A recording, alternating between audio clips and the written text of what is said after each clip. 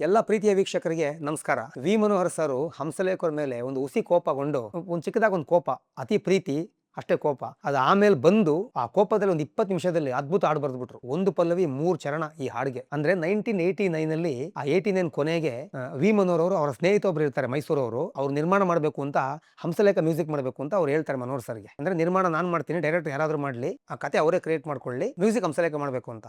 ಹಂಸಲೇಖರು ಸಿಕ್ಕಾಪಟ್ಟೆ ಬಿಸಿ ಆವಾಗ. ಮನೋಹರ್ ಸರ್ ಹಂಸಲೇಖರ ಜೊತೆ ಹೋಗಿ ಬಂದು ಮಾಡ್ತಿರೋದ್ರಿಂದ ಕರ್ಕೊಂಡು ಹೋಗ್ತಾರೆ ಪ್ರೊಡ್ಯೂಸರ್ ಹಂಸಲೇಖರ ಹತ್ರ. ಹಂಸಲೇಖರು ಒಪ್ಕೊಳ್ಳಲ್ಲ ಫಸ್ಟು. ನನಗೆ ಒಪ್ಕೊಂಡಿದ್ದ ಕೆಲಸನೇ ಕೈ ತುಂಬ ಇದೆ ಅಪ್ಪ, ಈಗ ಮಾಡೋಕ್ಕಾಗಲ್ಲ, ನೆಕ್ಸ್ಟ್ ಮಂತ್ ಮಾಡೋಣ ಅಂತಾರೆ. ಸ್ವಲ್ಪ ಹಂಗೆ 1 ತಿಂಗಳು 2 ತಿಂಗಳಾಗಿ ಹಂಸಲೇಖರು ಒಪ್ಕೊಳ್ಳೋದೇ ಇಲ್ಲ, ಅವಾಯ್ಡ್ ಮಾಡ್ತಾನೆ ಇರ್ತಾರೆ. ತಪ್ಪಲ್ಲ, ಇಲ್ಲಿ ಕೈ ತುಂಬ ಕೆಲಸ ಇರುತ್ತೆ. ಆಗ ಮನೋಹರ್ ಸರ್ಗೆ ಚಿಕ್ಕದಾಗ ಕೋಪ ಬರುತ್ತೆ. ಹಂಸಲೇಖರ ಹತ್ರ ಬರೋದೇ ಬಿಟ್ಬಿಡ್ತಾರೆ ಮನೋಹರ್ ಸರ್ ಒಂದು 2-3 ತಿಂಗಳು. ಯಾಕೆಂದ್ರೆ ಅಷ್ಟು ಪ್ರೀತಿಯಿಂದ ಹೋಗ್ತಿದ್ದೆ, ಅವ್ರು ಮಾಡ್ಕೊಟ್ಟಿಲ್ಲ ಅಂತೇಳಿ ಒಂದು ಕೋಪ. ಅಲ್ಲಿ ಪ್ರೊಡ್ಯೂಸರ್ ಕೂಡ ಮಿಸ್ ಆಗ್ತಾರೆ, ಅವರು ಕೂಡ ಬೇಡ ಅಂತ ಹೊರಟ್ಬಿಡ್ತಾರೆ. ಒಂದು ಟೈಮಿಂಗ್ ಅದು ಸಿನಿಮಾ, ಆ ಟೈಮಲ್ಲಿ ಆದರೆ ಆದಂಗೆ, ಇಲ್ಲ ಅಂದರೆ ಅದು ಅಷ್ಟೇ. ಅದು ಹಂಸಲೇಖರು ಕೊನೆ ಹೇಳಿ ಕಳಿಸ್ತಾರೆ, ಅಂದರೂ ಮನೋಹರ್ ಸರ್ ಬರಲ್ಲ.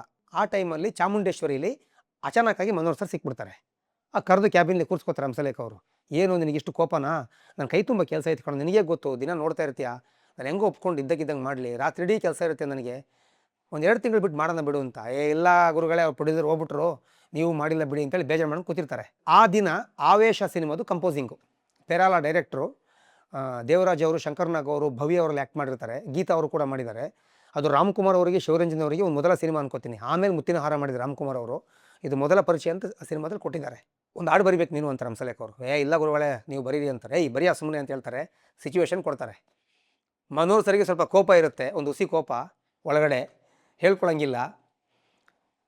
ಬೇಡ ಅಂತ ಬಿಟ್ಟು ಹೋದರೆ ಒಂದು ಒಳ್ಳೆ ಹಾಡು ಮಿಸ್ ಆಗುತ್ತೆ. ಕೂತ್ಕೊಂಡು ಅಲ್ಲೇ ಬರೀತಾರೆ 20 ನಿಮಿಷದಲ್ಲಿ. ಹಂಸಲೇಖ ಅವರು 10 ನಿಮಿಷಕ್ಕೆ ಹಾಡು ಬರ್ತಿದ್ದು ನಾನು ಹೇಳಿದ್ದೀನಿ, ಮಾಹಿತಿ ತುಂಬ ಕೊಟ್ಟಿದ್ದೀನಿ ನಿಮಗೆ. ಇದು ಆವೇಶ ಸಿನಿಮಾದ ಒಂದು ಹಾಡು. ಮನೋಹರ್ ಸರು ಸಾಮಾಜಿಕ ಸಂದೇಶ ಇರುವಂಥ ಹಾಡು, ಒಂದು ಮೋಟಿವೇಶನ್ ಸಾಂಗು. ಏನು ಜೀವನ, ಮನುಷ್ಯನ ಜೀವನ ನಡೀತಾ ಇದೆ, ಏನಿದೆ ಈಗಲೂ ಏನಿದೆ, ಅದನ್ನ ಆವಾಗಲೇ ಮನೋಹರ್ ಸರು 20 ನಿಮಿಷಕ್ಕೆ ಬರೆದ್ಬಿಟ್ರು. ಎಲ್ಲ ಬರೆದು ಹಂಸಲೇಖ ನೋಡ್ಬಿಟ್ಟು ಖುಷಿ ಪಟ್ಬಿಡ್ತಾರೆ. ಏನೋ ಹಿಂಗೆ ಬರ್ದಿದ್ಯಾ, ಸೂಪರ್ ಆಗಿದೆ ಕಣೋ ಇದು ಅಂತ. ಒಂದು ಸಾಲು ಕೂಡ ಚೇಂಜ್ ಮಾಡಲ್ಲ ಹಂಸಲೇಖ ಅವರು. ಎಲ್ಲ ಸೂಪರ್ ಆಗಿದೆ ಕಣೋ, ಇದನ್ನ ಫೈನಲ್ ಮಾಡೋಣ ಅಂತೇಳಿ ಅದನ್ನೇ ಆಡಿಸ್ತಾರೆ ಎಸ್ ಪಿ ಬಿ ಅವ್ರ ಹತ್ರ. ಅಷ್ಟು ಚೆನ್ನಾಗಿದೆ ಹಾಡೋದು.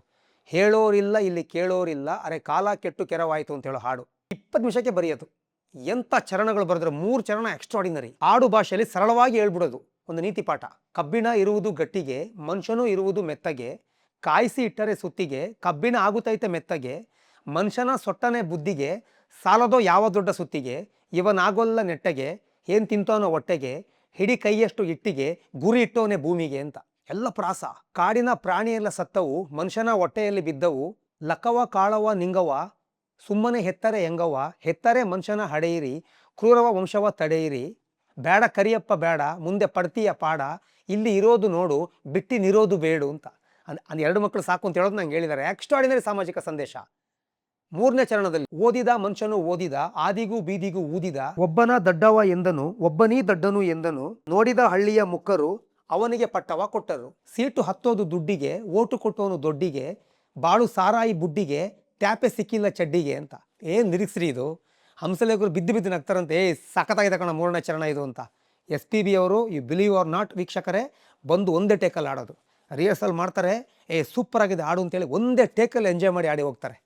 ಆವೇಶ ಸಿನಿಮಾದ ಈ ಗೀತೆ, ತುಂಬ ಜನಗಳಿಗೆ ಈ ಗೀತೆ ಗೊತ್ತಿಲ್ಲ, ಇದು ಕೇಳಿ ನೀವು, ಅದ್ಭುತವಾಗಿದೆ. ಇನ್ನೊಂದು ಕೂಡ ಬರೆದಿದ್ರು ಮನೋಹರ್ ಸರು, ಈಶಾ ಈಶಾ ಆವೇಶ ಅಂತ. ಅದನ್ನ ರೆಕಾರ್ಡಿಂಗೇ ಮಾಡಿಲ್ಲ, ಅದನ್ನ ಟ್ರ್ಯಾಕೆಲ್ಲ ಆಡಿಸಿರ್ತಾರೆ, ಆದರೆ ರೆಕಾರ್ಡಿಂಗ್ ಮಾಡಿಲ್ಲ. ಅದು ಏನೋ ಸಿನಿಮಾಗೆ ಲೆಂತ್ ಆಗುತ್ತೆ ಅಂತ ಬಿಟ್ಬಿಟ್ರು. ಹಾಡು ನಮಗೆ ಕೇಳಕ್ಕೆ ಸಿಗಲ್ಲ. ಅದು ಮನೋಹರ್ ಸರ್ ಬೆಳಿಗ್ಗೆ ಹೇಳಿದ್ರು ಇವತ್ತು, ಒಳ್ಳೆ ಹಾಡು ಬರೆದಿದ್ದೆ, ಅದು ರೆಕಾರ್ಡಿಂಗ್ ಮಾಡಿಲ್ಲ ಅಂತ. ಇನ್ನೊಂದು ಹಾಡಿದೆ ಹಂಸಲೇಖರು ಬರೆದಿದ್ದು, ಹಂಸ ಧ್ವನಿಯಲ್ಲಿ ಲವ್, ಪ್ರೇಮ ಧ್ವನಿಯಲ್ಲಿ ಲವ್ ಅಂತ. ಅದು ಎಕ್ಸ್ಟ್ರಾಡಿನರಿ ಹಾಡು. ಜಾನಕಿ ಅಮ್ಮ, ವೇಸುದಾಸ್ ಅವರು ಹಾಡೋದು. ಒಂದು ಕ್ಲಾಸಿಕಲ್ ಟಚ್ಗೆ ಕಮರ್ಷಿಯಲ್ ಲಿರಿಕ್ಸ್ ಕೊಡೋದು ಅಂತ. ಮುರಳಿಯ ಮೇಲೆ ರಾಧೆಗೆ ಲವ್, ರಾಧೆಯ ವಿರಹದ ಬಾಧೆಯು ಲವ್, ರೋಮಿಯ ಮೇಲೆ ಜೂಲಿಯ ಲವ್, ರೋಮಗಳೇಳಿಸೋ ಭಾವವೇ ಲವ್ ಅಂತ. 1000 ಸುಳ್ಳನ್ನು ಹೇಳಿಸೋ ಲವ್, ಯಾರಿಗೆ ಯಾರನ್ನೋ ಸೇರಿಸೋ ಲವ್, ಸೋಲಿಗೂ ಗೆಲುವಿಗೆ ಕಾರಣ ಲವ್, ಗೆಲುವಿನ ಹಿಂದಿದೆ ಹೆಣ್ಣಿನ ಲವ್ ಅಂತ. ಎಕ್ಸ್ಟ್ರಾಡಿನರಿ ಹಾಡೋದು ನೋಡಿ. ಕಮರ್ಷಿಯಲ್ ಸಾಹಿತ್ಯ, ಅದಕ್ಕೆ ಒಂದು ಕ್ಲಾಸಿಕಲ್ ಮ್ಯೂಸಿಕ್ಕು, ಆ ರೀತಿ ಮಾಡಿದ್ದಾರೆ. ಅದು ಯೇಸುದಾಸರು ಮತ್ತು ಜಾನಕಿ ಅದ್ಭುತವಾಗಿ ಹಾಡಿದರು. ಇನ್ನೊಂದು ವಿರಹೆ ತವ ವಿರಹೆ ಅಂತ ಒಂದು ಒಳ್ಳೆ ಹಾಡಿದೆ, ಕ್ಲಾಸಿಕಲ್ ಸಾಂಗ್ ಥರ ಇದೆ ಅದು. ಅದು ಕೂಡ ಕ್ಲಾಸಿಕಲ್ ಟಚ್ ಆಗಿರೋ ಹಾಡು. ಜಾನಕಿ ಅದ್ಭುತವಾಗಿ ಹಾಡಿದ್ರು. ಈ ರೀತಿ ಆವೇಶ ಸಿನಿಮಾ 1990 ಬಿಡುಗಡೆ ಆಗುತ್ತೆ. ಒಂದು ಎವರೇಜ್ ಹಿಟ್ ಆಗುತ್ತೆ. ಆದರೆ ಶಂಕರ್ನಾಗ್ ಅವರು ನಮ್ಮಿಂದ ದೂರ ಆದಂಥ ಟೈಮ್ ಅದು. ಹಾಗಾಗಿ ಅದು ಹೇಳಕ್ಕೆ ಬೇಜಾರಾಗುತ್ತೆ. ಬಟ್ ಸಿನಿಮಾ ತುಂಬ ಚೆನ್ನಾಗಿದೆ. ದೇವರಾಜ್ ಅವರು ತುಂಬ ಚೆನ್ನಾಗಿ ಒಳ್ಳೆ ಪಾತ್ರ ಮಾಡಿದರು. ಇಲ್ಲಿ ಹಾಡುಗಳಂತ ಎಕ್ಸ್ಟ್ರಾಡಿನರಿ. ನಾನು ಯಾಕೆ ಈ ಮಾಹಿತಿ ಹೇಳಿದೆ ಅಂದರೆ, ಮನೋಹರ್ ಸರು 1/4 ಗಂಟೆ 20 ನಿಮಿಷದಲ್ಲಿ ಅದ್ಭುತವಾದಂಥ ಒಂದು 3 ಚರಣ ಬರೆದುಬಿಟ್ರು ಅಂತ ಹೇಳೋಕ್ಕೆ ನನಗೆ ತುಂಬ ಹೆಮ್ಮೆ ಆಗ್ತಿದೆ. ನೋಡಿ ಎಂಥ ಎಂಥ ಹಾಡು ಬರೆದುಬಿಟ್ರು ನೋಡಿ ಮನೋಹರ್ ಸರ್. ಕೇಳಿ ಆವೇಶ ಸಿನಿಮಾದ ಹಾಡುಗಳು ಕೇಳಿ ಎಂಜಾಯ್ ಮಾಡಿ. Thank you.